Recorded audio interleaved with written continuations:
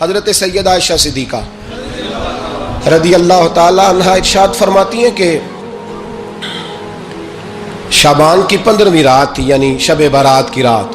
فرماتی ہیں شعبان کی 15ویں رات تھی، میں نے اچانک نظر ڈالی تو حضور میرے بستر میں تھے، پھر میری نظر پڑی تو حضور نہیں تھے۔ میرے دل میں گمان آیا، خیال آیا کہ شاید کسی اور زوجہ کی طرف حضور کا میلان تباہ ہو گیا ہو، وہاں تشریف لے گئے ہوں۔ فرماتی میں اٹھی باہر گئی تو نبی کریم علیہ السلام جنت البقیع میں تھے، قریب ایک جگہ پہ حضور دعائیں مانگ رہے تھے۔ فرماتے میں گیا تو حضور فرمانے لگے، ابو بکر کی بیٹی تو نے کیا گمان کیا کہ اللہ کا رسول تیری حق تلفی کرے گا؟ عرض کی حضور آپ مالک ہیں، کہیں اور جانا چاہیں تو میری طرف سے پابندی نہیں۔ کہتی ہے وہاں کھڑے کھڑے میرے رسول کریم نے بیان فرمایا، یہ ترمذی کے لفظ ہیں۔ حضور نے فرمایا عائشہ یہ شعبان کی 15ویں رات ہے، مدینے میں سب سے زیادہ بکریاں بنو کلب کا قبیلہ پالتا تھا۔ فرمایا آج کی رات بنو کلب کے قبیلے کی بکریوں کی تعداد کے مطابق اللہ میری امت کے لوگوں کی بخشی فرما دے گا۔ یہ وہ رات ہے۔ جناب عائشہ صدیقہ رضی اللہ تعالی عنہ نے بات رات کو سنی تنہائی میں نبی پاک سے، رات کو تنہائی میں حضور سے سنی، سویرے جناب عائشہ نے کل امت کو بتائی۔ اگر یہ بات اہمیت والی نہ ہوتی تو بی بی صاحبہ آگے روایت کرتی، یہ کتابوں میں آتی، یہ لوگوں کو بتاتی۔ حضرت عائشہ نے روایت کیا اور مولا علی شیر خدا نے تو کھل کے کہا، ابن ماجہ میں حضرت علی سے پیار کرنے والوں کے لیے الگ عنوان، مولا علی نے کھل کے فرمایا شعبان کی 15ویں رات کو رات عبادت کرنا اور سویرے روزہ رکھنا۔ حضرت علی کے لفظ بائی نہیں سیاستہ میں، رات کو عبادت کرنا، دن کو روزہ رکھنا۔ ویسے تو رب کریم ہر روز تہجد کے وقت پہلے آسمان پر نزول اجلال فرماتا ہے اور لوگوں کو فرماتا ہے کوئی بخشش مانگنے والا؟ اور فرمایا ہر روز تہجد کے وقت یہ اعلان ہوتا ہے، پر شب برات کو نا شروع رات سے یہ اعلان شروع ہو جاتا ہے۔ ادھر دیکھو میری طرف، مغرب سے اعلان شروع ہو جائے گا۔ اللہ کرے آپ کو سمجھ آئے، اللہ کرے آپ کو، اور بھائی یہاں بار لوٹ سیل لگ جائے، یہاں ابھی سیل لگ جائے، 5000 والا جوڑا 1500 میں تو رش ختم ہوگا۔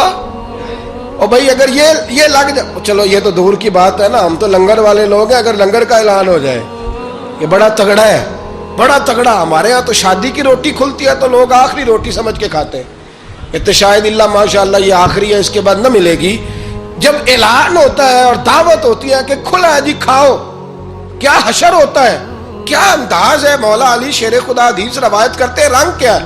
فرمایا باقی راتوں میں نا تھوڑا سا پیکج ہوتا ہے، تھوڑا سا، آخری حصے میں رات کے شب برات کو نا رات چڑھتے ہی اللہ پہلے آسمان پر جو اس کی شان کے لائق ہے نزول جلال فرماتا ہے، اور پہلا جملہ یہ فرماتا ہے کوئی معافی مانگنے والا؟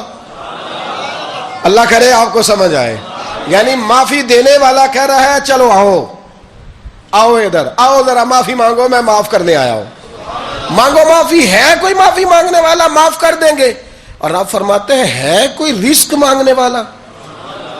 وہ جو بڑی درخواستیں دیتے پھرتے ہیں نا مختلف اداروں میں، وہ ایک درخواست نا کل شب برات والی رات بھی دیں۔ اللہ کرے آپ کو سمجھ آئے۔ وہ جو کہتے ہیں نا بڑی بڑی کمپنیوں میں نے اپلیکیشن جمع کرائی ہے تو کہیں کام نہیں بن رہا تو نسخہ دے رہا ہوں، ایک اپلیکیشن کل رات بھی جمع کراؤ انشاءاللہ کام بن جائے گا۔ اور میں نہیں کہہ رہا، مولا علی شیر خدا فرما رہے ہیں، اور وہ خود نہیں فرما رہے، وہ نبی پاک کا فرمان نقل کر رہے ہیں، اور وہ رسول اللہ صلی اللہ علیہ وسلم کی بات نہیں بیان کر رہے، وہ کہتے ہیں رب فرماتا ہے کوئی روزی مانگنے والا؟ سارے سیٹھوں نوابوں جاگیرداروں کے پاس جا کے تھک گئے ہو، ایک دن میرے کہنے پر، ایک رات، ایک دیہڑی ذرا شب برات والی لگا کے تو دیکھو، پر شرط یہ ہے کہ یقین کامل ہو، ارادہ یہ، مطلب اللہ معاف کرے آپ نے ناراض نہیں ہونا، لیکن وہ ماحول اس طرح کا ہے کہ شب برات کو ایک دو ساتھی کو کہا رات کو عبادت کر کہتے جی وہ تو ٹھیک ہے پر سویرے چھٹی نہیں، کام کرنا ہے۔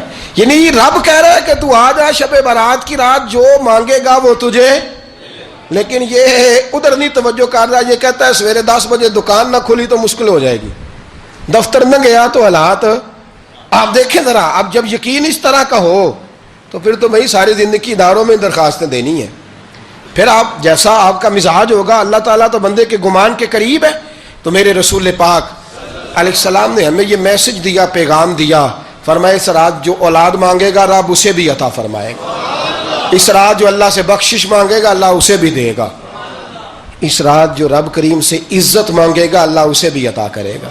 شارحین نے لکھا اس رات جو رب سے پردہ پوشی مانگے گا اللہ اسے پردہ پوشی بھی عطا کرے گا، جو جنت کا سوالی ہوگا رب اپنے فضل سے عطا فرمائے گا۔ کوشش فرمائیں، کوشش فرمائیں۔ 10 محرم کو ہمارے ہاں لوگ جاتے ہیں قبرستان، وہ کسی حدیث سے ثابت نہیں، میں منع نہیں کر رہا، جائیں 9 محرم کو جائیں، 10 کو جائیں، 11 کو جائیں، 8 کو جائیں، سفر میں جائیں، ربیع الاول میں جائیں، قبرستان میں جب بھی جائیں منع نہیں ہے، لیکن شب برات والی رات تو خود رسول کریم گئے ہیں نا قبرستان۔ اب جو بات میں نے سمجھانی ہے اس کو سمجھیں، نبی پاک کی والدہ کا مزار نہیں ہے وہاں جنت البقیع میں، حضور کے کو بھائی بہن، حضور کیا کرنے گئے؟ امت کی بخشش کے لیے گئے۔ شب برات کی رات لالچی نہ بنے کہ صرف میں نے اپنے لیے روزی مانگنی ہے، کل امت کے لیے مانگے رب کریم سے، مانگے اپنے بھائی کے لیے، مانگے اپنی بہن کے لیے، مانگے اپنے بیٹے کے لیے، مانگے اپنی بیٹی کے لیے، مانگے اللہ کریم سے۔ یہ مانگنے کی رات ہے۔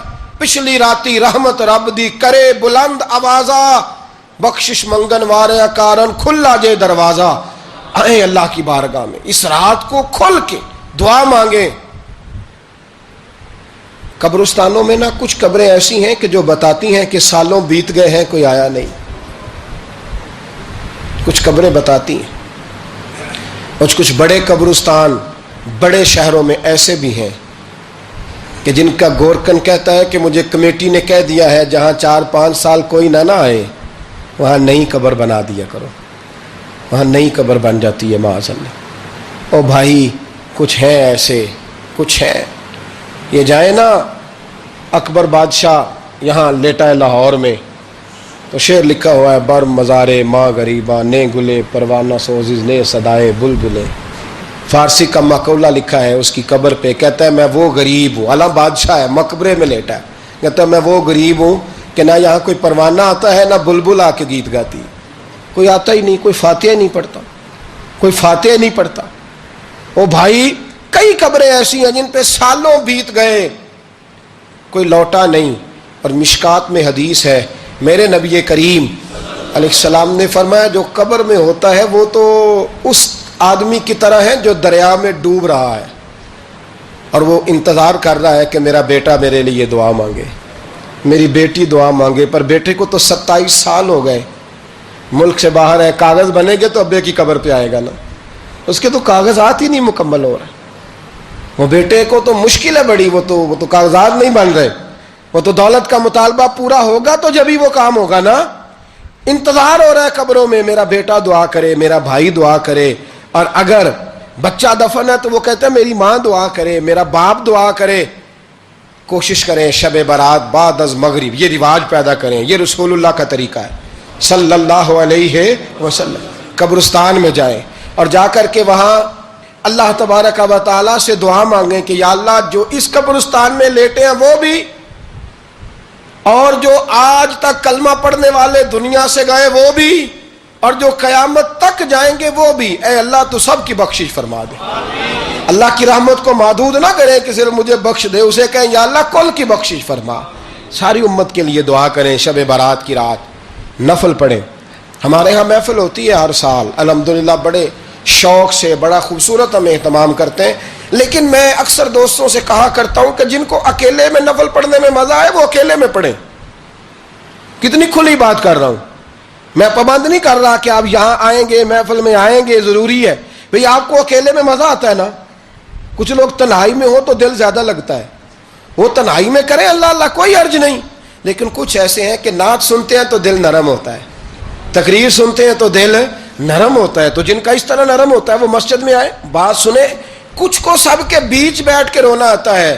حضرت سعدی شرازی فرمایا کرتے تھے کچھ لوگوں کے آنسو مجھے رلا جاتے ہیں، فرماتے ہیں کچھ کی آنکھیں دیکھ کے رو پڑتا ہوں، لہٰذا میں جب بھی ذکر کرتا ہوں محفلوں میں بیٹھ کے کرتا ہوں، تنہائیوں میں مجھ سے نہیں ہوتا، تو جس سے نہیں ہوتا وہ آئے نا، مسجد میں آئے، رات عبادت کریں، کل مغرب سے پہلے پہلے کام سمیٹ لیں سارے، اور مغرب کے بعد یہ رات شروع ہوگی، مغرب کے بعد ایک چھٹی کر لو اللہ رسول کے لیے، کر لیں گے انشاءاللہ تعالی ایک چھٹی، اور توبہ کی رات ہے، یہ توبہ کرنی ہے۔ توبہ کس کو کہتے ہیں؟ توبہ کا معنی ہے پچھلے گناہ پر پچھتانا، شرمسار ہونا، کہتے نہیں اے کاش میں نہ کرتا، اور وہ لفظوں میں نہیں، جملوں میں نہیں، توبہ رٹی رٹائی نہیں، شرمسار ہونا اور آئندہ گناہ نہ کرنے کا پکا ارادہ کرنا، اس کا نام توبہ ہے۔ دیکھیں اللہ تعالیٰ فضل کرے، میں نے پچھلے سال کہا تھا، پھر کہتا ہوں، مسجدوں سے نا شب برات کی رات، شب قدر کی رات چیخوں کی آوازیں آتی ہیں، لوگ اتنا روتے ہیں نا، رونا چاہیے، کم روتے ہیں، زیادہ رونا چاہیے، لیکن سوال یہ ہے کہ اتنا زیادہ لوگ شب برات کی رات روتے ہیں، کیا پھر سویرے بددیانتی ختم ہو جاتی ہے؟ جو رات مسجد میں کھل کے رو کے آیا ہے، اس کا پروگرام ہے نا کہ اب ملاوٹ کبھی نہیں کرے گا، اب گاہکوں سے جھوٹ کبھی نہیں بولے گا، اب وہ بددیانتی کا معاملہ کبھی نہیں کرے گا، لیکن رات روتا بھی رہے اور سویرے پروگرام یہ ہو کہ میں نے پھر لوگوں کو فریب دینا ہے، داؤ لگانا ہے، تو اس نے توبہ کیا رات کے، یہاں بس یہ ایکٹنگ کر کے لوٹ آیا ہے، یعنی بڑی سجا بنا کر کے سوار کر کے رات توبہ کی۔ کیا مطلب ہے توبہ کا؟ کہ توبہ آپ نے کی۔ حضرت حسن بصری سے کسی نے کہا توبہ کیا ہے؟ فرمانے لگے توبہ یہ ہے کہ جس گلی سے رب نے تجھے منع کیا ہے دوبارہ پھر تو اس گلی میں نظر نہ آئے، تو نظر ہی نہ آئے، اور جس جگہ جانے کا رب نے تجھے حکم دیا ہے پھر تو دوبارہ وہاں سے غیر حاضر نہ ہو۔ اگر یہ پروگرام ہی نہیں، ارادہ ہی نہیں، بچے ایک دو مجھے کہنے لگے کل حضرت صاحب توبہ کے موضوع پر ہم نے گفتگو کرنی ہے تو کوئی باب بتائے کہاں پہ ہے، کچھ بچے شاگرد ہیں، کچھ مسجدوں میں جمعہ پڑھاتے ہیں، ایک نے مجھ سے کہا، تو میں نے کہا بیٹے پہلے مسجد میں جاؤ، 2 نفل پڑھو، توبہ کرو، توبہ کا ارادہ بناؤ، یہ رسم نہیں ہے۔ وہ نعت خواں بھی تو توبہ کر لینا جو شب برات کے دن لوگوں کو توبہ کرانے آیا ہے اور 25,000 کا سودا کر کے آیا ہے، تو آج اس کام سے تو توبہ کرنا، یہ نوٹ پھکوانے سے تو توبہ کرنا، یہ رسم ہے؟ ساری رات توبہ توبہ توبہ توبہ، یہ کیا معنی ہے اس کا؟ کیا مطلب کریں؟ امام غزالی فرماتے ہیں کہ ایک آدمی بادشاہ کا گارڈ تھا، سپاہی تھا، اس کا پہرے دار تھا، نگرانی کرتا تھا، بڑی وفاداری سے نوکری کرتا رہا، بادشاہ نے اسے تنخواہ کے علاوہ بھی بڑا نوازا، اسے بادشاہ نے بڑے الاؤنسز دیے، بادشاہ نے بڑا کچھ دیا، مکان دیا۔ کچھ سالوں کے بعد بادشاہ کو پتا چلا کہ یہ میرے لیے نہیں آتا تھا، اس کی تو میری کنیز پر نظر تھی، اس نے تو رات کی ڈیوٹی اس لیے لگوائی تھی کہ کنیز پر نظر تھی۔ تو امام فرماتے ہیں کہ بتاؤ پھر وہ بادشاہ اس کے ساتھ کیا سلوک کرے گا؟ وہ کیا سلوک کرے گا؟ تو لوگ کہنے لگے حضور لگتا یہ ہے کہ وہ نا 4-5 حصوں میں کاٹ کے تو کتوں کے آگے پھینکے گا۔ آپ فرمانے لگے میرا رب تو بڑا ہی کریم ہے، وہ تو ایسے نہیں کرتا، لیکن بتلاؤ اگر اسے پتا چلے کہ یہ رسم کے لیے آیا ہے، اس کی تو نظر ہی مال پہ ہے، یہ تو سویرے بدلے گا نہیں، یہ تو دھوکہ دے رہا ہے، یہ تو توبہ کرنے آیا ہی نہیں، اس نے تو ڈھونگ رچایا ہے، اسے تو پہلے سے خبر ہے، تو پھر تم کیا امید رکھتے ہو؟ پھر کیا رویہ رکھتے ہو؟ شب برات کی رات دھاڑے مار مار کے رونا اور صبح اسی طرح دھوکہ دینا، اسی طرح فریب کرنا، اسی طرح جھوٹ بولنا، اسی طرح بددیانتی کرنا، اسی طرح لوگوں کو لوٹنا، تو یہ رسم نہیں ہے توبہ۔ توبہ تو بدل جانے کا نام ہے، توبہ تو پھر سنور جانے کا نام ہے۔ توبہ تو اس طرح ہے جس طرح حضرت ابراہیم ابن ادھم نے کی تھی، وقت کے بادشاہ تھے، بادشاہ جب توبہ کی تو پھر ہر چیز چھوڑ دی، پھر مال لوگوں میں بانٹ دیا اور پھر ٹاٹ کا لباس پہن کر زندگی گزاری۔ لوگوں نے کہا حضور یہ تبدیلی ہے؟ فرمایا تبدیلی نہیں، یہ میری توبہ ہے، یہ میری توبہ ہے۔ جب توبہ کی تو پھر بدل کے کی، جب توبہ کی تو پھر تبدیل کیا آپ نے۔ یہ کیا توبہ ہوئی؟ ساری رات روتے رہے، سویرے دکان پہ جا کے پھر قسم اٹھائی کہ مجھے تو پڑتا ہی 11,000 کا ہے، یہ توبہ ہے؟ تو آپ نے اور میں نے توبہ کرنی ہے تو انشاءاللہ تعالیٰ اس طرح کرنی ہے کہ پھر 15ویں شعبان کو بدل جائے۔ یہ جو موقع آتے ہیں نا شب برات کے، شب قدر کے، یہ بنیادی طور پر اللہ تعالیٰ کی طرف سے دی ہوا موقع ہوتا ہے کہ چلو تمہیں چانس دیتے ہیں، تمہیں چانس دیتے ہیں، پابندی کوئی نہیں، لیکن رب کی طرف سے نا موقع ملتا ہے، چلو تمہیں ایک موقع دیتے ہیں، چلو اپنے آپ کو کلیئر کر لو، تمہیں موقع دیتے ہیں۔ یا اللہ کیا کرے؟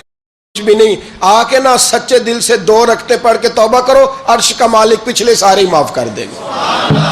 کچھ بھی نہیں، آؤ موقع ہے۔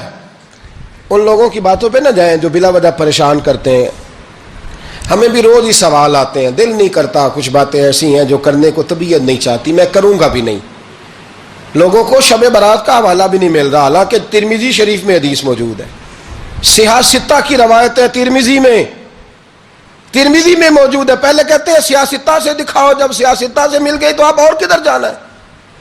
اور ابن ماجہ میں موجود ہے مولا علی کی روایت، اور ذرا ترتیب دیکھیے گا، یہ ترمذی کی حدیث ہے، اور امام ترمذی نے تو پورا باب باندھا ہے 15ویں شعبان پر، پورا باب۔